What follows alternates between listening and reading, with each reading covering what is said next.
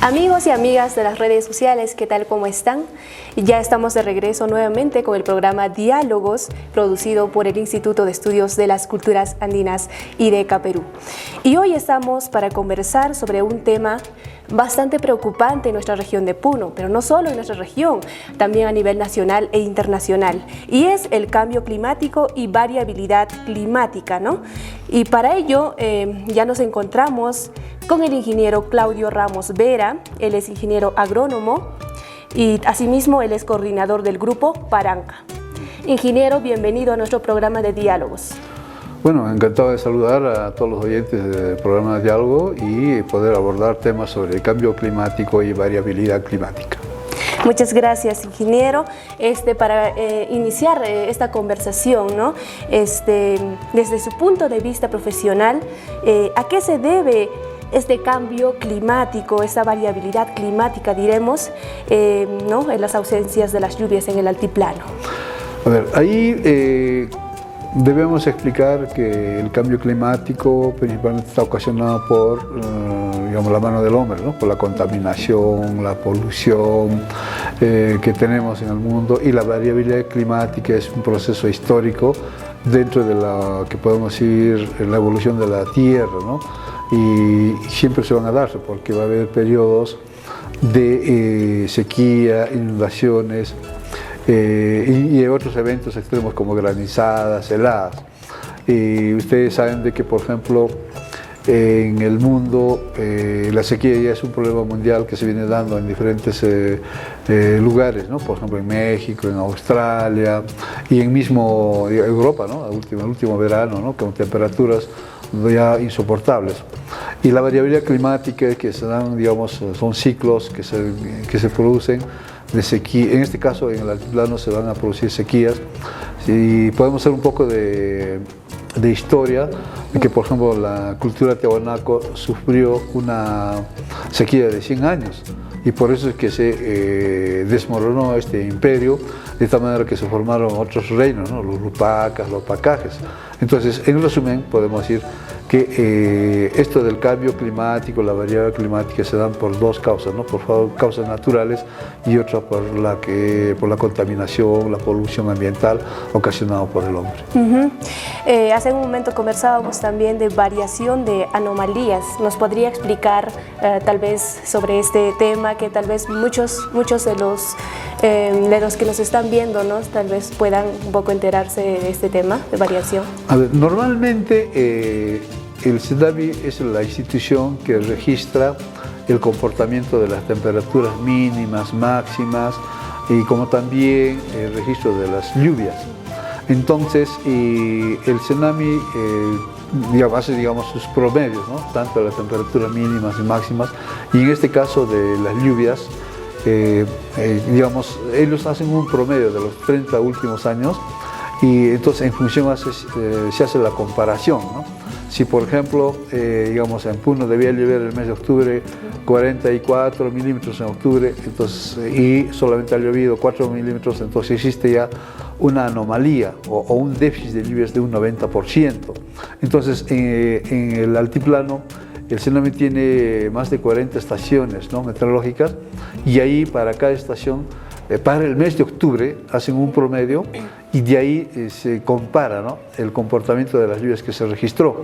Entonces, el rango de variación, digamos, en la zona norte del altiplano varía, digamos, ¿no? desde 50 a 100% su anomalía, que debía llover en una estación, por decir, digamos, 100 mililitros, ha llovido solamente 50, y en otras no ha llovido nada, ¿no? Entonces cero. Y por ejemplo, como en Progreso, por ejemplo, no ha llovido nada en el mes de octubre, entonces un 100% de anomalía. En la zona central, podemos decir, también hay anomalías, ¿no? Porque ya estamos más alejados de la vertiente oriental o de la selva, entonces también hay una anomalía, y su anomalía no es igual en todas las estaciones, es bien variable, ¿no? En algunos ha llovido más, en otros menos, entonces igualmente, ¿no? Entonces hay una anomalía, o sea, negativa, y mucho más es en el sur, ¿no? Entonces, en el sur, por ejemplo, notamos que hay una anomalía de 50 a 100%, y es más secano, por supuesto, porque está más cerca ya a la vertiente occidental, a lo que es a los departamentos de Moquegua, Tacna, y donde se nota que los suelos están más secos. Entonces, en resumen, podemos decir que esa anomalía es mayor en la zona sur, un poco menos en la zona central del altiplano y mucho menos en la zona de la vertiente oriental, porque está, digamos, beneficiado de la humedad de la selva que tenemos, ¿no? Entonces, esa es la anomalía que se da en función al promedio de los últimos 30 años que se da. Ahora, cambiando un poco de tema, el problema ambiental fuertes que diremos, hemos visto los incendios en estos últimos meses, semanas, ¿no? ¿A qué se debe y tiene relación o no con el cambio climático y todo ello? Sí tiene relación, por supuesto, ¿no? Porque la ocurrencia de los incendios es un problema también mundial, ¿no? Que se viene dando en Australia, en Europa, en mismo Estados Unidos, ¿no? California, donde digamos, las temperaturas altas, digamos, provocan incendios. Pero ¿cómo es que se provoca, por ejemplo, en el altiplano? En el altiplano, por ejemplo, tenemos el uso de los, digamos, de agua o gaseosas, y los plásticos o los PETs se botan ahí en las pampas, ¿no? Entonces esos PETs hacen una función de lupa, o los vidrios también, ¿no? Que hacen la función de lupa y provocan, digamos, fogata o los incendios, y que se trasladan mucho más por los vientos que tenemos. Entonces, eso es lo que hay que hacer, ¿no?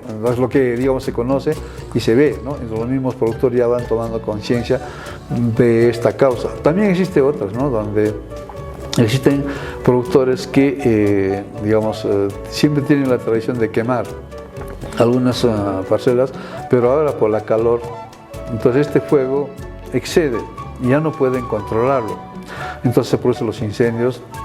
Y otra tercera causa también sería porque existen algunas personas, podemos decir, curiosas, o que, digamos, juegan, ¿no? Con el fuego y provocan los incendios. Entonces esas cosas son las que provocan los incendios, y mucho más pues ahora con el incremento de la temperatura que se viene dando a nivel mundial. Así es. Ahora ya hablando de la sequía, ¿no? Y de esto también es por la ausencia de las lluvias, entramos a esta temática de sequías. ¿Estamos preparados en Puno, en nuestra región, para enfrentar estas sequías? A ver, nosotros en el proyecto en Puno hemos tenido dos proyectos al interior de Senami. Uno es lo que son servicios climáticos con Climandes, donde capacitamos, bueno, solamente pues en 2 distritos, lo que es en Pusi y en Ilave, sobre algunas acciones de información y prevención ante eventos extremos. Y últimamente tuvimos un proyecto sobre sequía, ¿no? Trabajamos en 4 distritos, Pusi, Taraco, Mañazo e Ilave. Y ahí trabajamos 3 cosas, ¿no? Respondiendo a tu pregunta, ¿no? Trabajamos primero el conocimiento del peligro. Ahí la pregunta habría que ser: ¿cuánto conocemos sobre el peligro de sequía? Es muy poco conocimiento de este problema, ¿no? Y eso trabajamos, y hay libros que lo vamos a compartir con ustedes sobre lo que son la sequía meteorológica, la sequía agrícola y las caras de la sequía. Y también existe material sobre buenas prácticas. También tenemos otra, digamos, respecto a lo que es la gobernanza, ¿no? Volviendo a tu misma pregunta: ¿cuánto estamos preparados las instituciones públicas, las organizaciones, para poder enfrentar a la sequía? Es muy escaso, porque cuando trabajamos con las municipalidades hay poco interés de las autoridades, y más parece que como que nos hacen el favor de escucharnos y que el proyecto marche cuando deberían de ellos hacer, porque por ley, por la 29664, que es la ley del Sistema Nacional de Gestión de Riesgos y Desastres, deberían tomarlas en cuenta y debían incorporar en su plan operativo las oficinas de gestión de riesgo, que antes se llamaba defensa civil, ¿no? Y un tercer punto que también, además de conocer el peligro, además de tomar en cuenta la gobernanza, se deben tomar acciones de prevención, y en el proyecto tomamos acciones de prevención. Entonces, y le pusimos el nombre de buenas prácticas de prevención y reducción del riesgo de desastres en sequía. Y esto lo hicimos también en los distritos. Entonces sí existe conocimiento, pero lo que pasa es que las autoridades, las organizaciones mismas, no estamos preparados para poder enfrentar, digamos, eventos extremos como la sequía, y que se está produciendo ahora actualmente. Así es. Y usted tal vez ha visto algunos trabajos, algunos proyectos, ¿no?, que tal vez están realizando, tal vez siembra y cosecha del agua, o tal vez del municipio. ¿Ha visto usted casos así o es que no? Sí existe, ¿no? Entonces, por ejemplo, lo que hay que conocer es, por ejemplo, del Midagri, ¿no? Lo que es siembra y cosecha de agua, sí es un buen proyecto que está haciendo, igualmente de las, digamos, algunas ONGs como mismo IDECA, ¿no?, que trabajan en Huacullani, y lo que nosotros hicimos también. Entonces, lo que habría que diferenciar es, digamos, cuando se hacen, digamos, proyectos de envergadura, se requiere presupuesto e incluso personal profesional, ¿no? Y lo que hicimos, podemos compartir con ustedes, es de que lo que hicimos en el proyecto de sequía fue a nivel familiar. ¿Por qué lo hicimos eso? Porque también es necesario que las familias, desde su experiencia, puedan implementar buenas prácticas de prevención ante la sequía. Y entre ellos, por ejemplo, hicimos lo que es la siembra y cosecha de agua, que desde su capacidad, con sus propios recursos, y de que como son de bajo costo, se han implementado. Por ejemplo, en lo que es en Mañazo se implementó siembra y cosecha de agua para transformar los pajonales en chiliguares. Y sí se puede, y es un conocimiento ancestral. En la zona de Ilave implementamos la cosecha de agua de las chorreras de agua, ¿no? Y esas aguas lo juntaron en pozos, cilindros, ¿no?, o cotañas, y eso lo vienen utilizando los productores. Pero son algunos casos pilotos, por supuesto, ¿no? Pero existen buenas prácticas que se pueden implementar, ¿no? Entonces, la cuestión es que hay que organizarnos y hacer de que las instituciones tomen atención, pero para eso es clave y fundamental la organización de los productores. ¿Y están capacitados? ¿Cómo ves en la población de la zona rural? ¿Están capacitados sobre las sequías o es que sí les falta capacitaciones entonces para ellos? ¿Y qué deberían entonces hacer en ese caso, no sé, las autoridades, organizaciones? A ver, es una muy buena pregunta, y lo que deberíamos quizás es preguntarnos, ¿no?, ¿cuánto conocemos sobre nuestra cultura andina? Porque somos una sociedad donde desarrollamos en el altiplano agricultura y ganadería, ¿no?, en un buen porcentaje. Pero ahí esa agricultura y esa ganadería que se desarrolla es sobre los conocimientos ancestrales. Y lo que faltaría ahí es que las instituciones tomen atención. Entonces, cuando estamos hablando de las instituciones, estamos hablando de los niveles de los ministerios, ¿no?, de agricultura, de cultura, turismo, todos los entes ministeriales, y también el gobierno regional, ¿no?, con su oficina de la gerencia de recursos naturales, y el área del sector agrario, por ejemplo, la Dirección Regional Agraria con sus 13 agencias, ¿no? Pero también debe participar ahí la universidad, ¿no? La pregunta es cuánto la universidad enseña en lo que es cultura andina, pero para el desarrollo de las actividades productivas y como también las actividades sociales. Entonces, en ese sentido, se requiere fortalecer, ¿no?, no solamente, digamos, con algunas acciones, sino también con presupuesto. Debería de destinarse, ¿no?, más presupuesto. ¿Y eso qué significa? Capacitación del personal, ¿no?, incorporar, por ejemplo, en la universidad temas sobre cultura andina, de las buenas prácticas a nivel de las municipalidades, que debe incorporarse en el presupuesto participativo, a pesar de que las municipalidades tienen la potestad con el, digamos, PPR, ¿no?, presupuesto por resultados 068, que les faculta, digamos, considerar presupuestos para poder desarrollar estas acciones de prevención principalmente, porque cuando hablamos de eventos de desastre hay que trabajar a nivel de prevención, que es lo que le llaman lo que es gestión de riesgos. Entonces, en resumen, sí debería potenciarse ese escaso conocimiento o preparación de las instituciones para enfrentar, digamos, desastres como en este caso se vive la sequía. Así es, ingeniero. Otro tema también que vemos preocupante, que hasta ahora no se han realizado los sembríos por la sequía, ¿no?, por la falta de lluvia. Entonces, ¿cómo podemos garantizar la seguridad alimentaria, ¿no? Tal vez hay algunos productos que se pueden sembrar y que puedan producir, no sé, en unos meses, así, con poca lluvia tal vez, ¿no? Entonces, tal vez usted conoce de algunos productos como papa o algún tipo de productos de papa, ¿no? Porque son varias clases, entonces tal vez usted conoce. A ver, hay dos cosas que había que hacer. Debemos informar de que desde el proyecto se implementó el plan de prevención y reducción del riesgo de desastres ante la sequía, que lo hicimos, digamos, en la Dirección Regional Agraria. ese instrumento de gestión debería de difundirse. Entonces hay que difundirlo y lo vamos a compartir con ustedes. Se han hecho proyectos de gestión de riesgo en las municipalidades de Pusi, Taraco, Mañazo y Lave. Entonces, justo eso quiero articular a la pregunta que me hace sobre la seguridad alimentaria. Entonces, todo esto en el altiplano, por ejemplo, ¿qué hemos hecho? Hemos hecho los planes, proyectos, incluso se trabajó lo que es el sistema de alerta temprana con el COER, y todos están vinculados a la seguridad alimentaria. Entonces, lo que hay que hacer es que la seguridad alimentaria también existe un plan regional, ¿no? Un plan regional, digamos, para la seguridad alimentaria e incluso la soberanía alimentaria. Y existe conocimiento, existe sabiduría.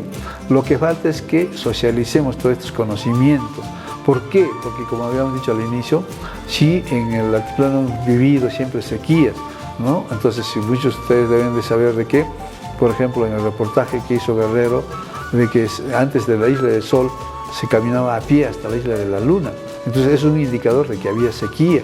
Y en nuestras culturas, nuestras organizaciones sí saben de eso. Entonces, existen buenas prácticas, una diversidad de prácticas que pueden contribuir a la seguridad alimentaria, porque incluso, tenemos, una experiencia en la Biblia misma, está hablando de los años de las vacas flacas y de las vacas gordas, ¿no? Entonces siempre va a haber desastres, y para contrarrestar o para sobrevivir en condiciones de desastre, pues tenemos que prevenir. Entonces existen prácticas como, por ejemplo, el almacenamiento de alimentos, como por ejemplo en el altiplano tenemos los granos, ¿no? Como la quinoa, la cañihua, el chuño, la tunta, el charqui. Entonces debemos saber prevenir, porque hay años de bonanza y años de crisis. Y bueno, lo que también, popularmente hablamos, ¿no? Hay que, como se dice, guardar pan para mayo. Entonces, sí existe conocimiento, lo que falta es organizarnos, tanto a nivel de las organizaciones de productores como de las instituciones. Así es. ¿Y cómo organizarnos? O sea, ¿cómo vigorizar esta organización? Tal vez, ¿no? Organizaciones comunales, en las zonas rurales, ¿no? Para poder enfrentar esta crisis, la ausencia de las lluvias, ¿no? ¿Cómo ellos se pueden organizar, tal vez con el apoyo de otras instituciones? Me parece, es importante lo que planteas, porque, por ejemplo, debemos enseñar en la universidad, por ejemplo, se debe enseñar en las carreras de sociología, antropología, agronomía, veterinaria, biología, conocer el comportamiento del tiempo y el clima y cuáles son las acciones de prevención que se deben hacer. En los centros educativos, en la escuela, en el colegio, debe enseñarse también, porque si nosotros vamos a vivir de la alimentación que nosotros necesitamos garantizar la seguridad alimentaria, necesitamos conocer y saber cómo podríamos producir alimentos, hortalizas, asegurar el agua y hacer crianza, por ejemplo, de animales menores que necesitan menos agua, ¿no? Entonces, como las aves y los cuides. Y ahí, por ejemplo, hay una práctica, nosotros somos, ¿cómo se puede decir?, privilegiados con una herencia de nuestros antepasados. Debemos de promover la crianza de la llama. La llama tiene alto porcentaje de proteínas, es bajo colesterol, el metabolismo es fácil en la altura. Entonces tenemos un alimento de primera que, está demostrado mundialmente que es un alimento que no tiene ningún daño, ¿no? Ningún daño. Entonces, y es un animal que puede vivir en condiciones de sequía, que aguanta 3 a 4 días la escasez de agua. Entonces, si tenemos proteína, tenemos la quinoa, la papa, para poder transformarlo en chuño, en papa, entonces debemos de recurrir a que nos preparemos y las instituciones aprendan cómo potenciar, vigorizar todos estos conocimientos que tenemos. Entonces, de ahí, como estamos diciendo, es que deberían enseñarse, deberían capacitarse en las escuelas, en los colegios. Entonces, entonces, si enseñamos en la escuela, en los colegios, en la universidad, entonces los productores organizados en la comunidad, en las asociaciones, los parceleros organizados, entonces todos organizados sí podemos enfrentar en mejores condiciones, ¿no? De tal manera que incluso los recursos que se puede disponer del Estado podemos optimizarlo, de tal manera que cuando se presenten estos eventos podemos soportarlo, porque si no nos organizamos, bueno, como ahora, entonces se avisora una hambruna, una crisis alimentaria, los alimentos van a subir de precio, las hortalizas van a subir de precio. Entonces, pero si en la comunidad o en la parcela familiar o incluso en los huertos familiares o en la casa producimos en maceteros hortalizas, ¿no? Que sí se pueden, o tomate, lechugas, ¿no? Entonces aguacelgas, entonces, o digamos también espinaca, entonces sí vamos a tener hortalizas, entonces disminuimos el gasto y de tal manera que podemos garantizar la alimentación, y las hortalizas es importante. Y por supuesto, y si aseguramos en años de buena producción, pues digamos, almacenamos la quinoa, la papa, el chuño, entonces, la papa no, pues perecible, pero sí el chuño, la tunta, entonces todos tenemos, no todos los granos, por ejemplo, ¿no?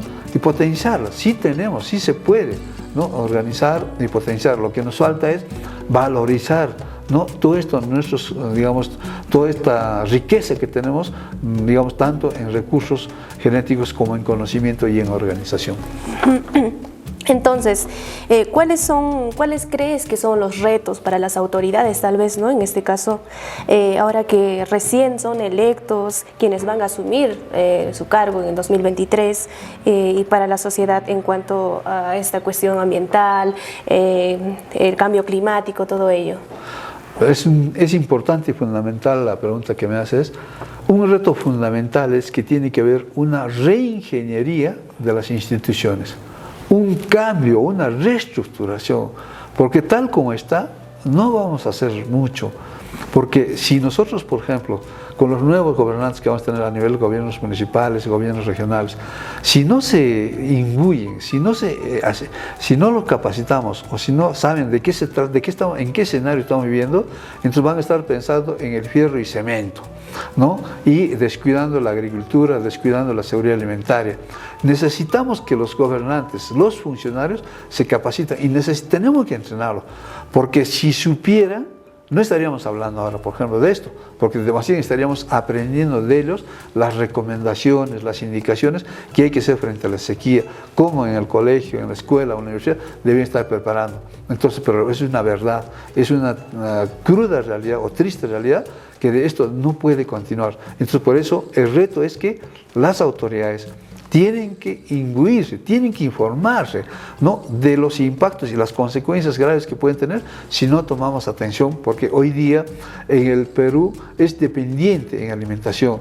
Entonces dependemos del trigo, dependemos del maíz, porque eso sirve, maíz amarillo duro, para alimentar a los pueblos. Entonces tenemos que revalorar los patrones de consumo, ¿no? Patrón de consumo en base a nuestros recursos alimenticios, que son tan ricos en proteína y energía, y disminuir la dependencia, porque nos hemos acostumbrado a comer el pan, digamos, las galletas, con las diferentes formas de fideos. Entonces revalorar y saber de que si no garantizamos la producción en nuestra región, vamos a tener problemas en la seguridad alimentaria, y si no garantizamos la seguridad alimentaria, vamos a tener problemas de anemia, desnutrición, ¿no es cierto? Entonces, tenemos que pensar en que la seguridad alimentaria es fundamental y que las autoridades tienen que potenciar, vigorizar, pero eso es en una sola palabra: identidad con nuestra cultura, con nuestra sabiduría.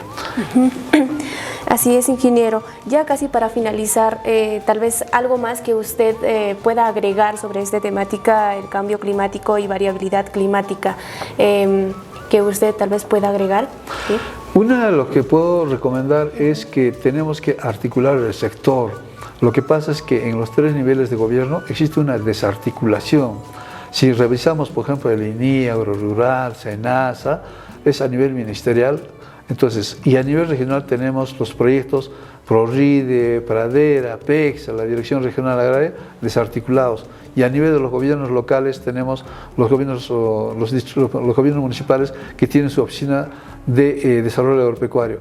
No está articulado, solo existen reuniones de coordinación, y no necesitamos reuniones de coordinación, necesitamos una articulación del sector que de manera monolítica pueda brindar un servicio, de tal manera que evitemos la duplicidad, la sobreposición de programas, proyectos, ¿no? Y de tal manera que podamos optimizar mejor los recursos del Estado en favor de la seguridad alimentaria y de nuestra población, tanto nacional como también en la región.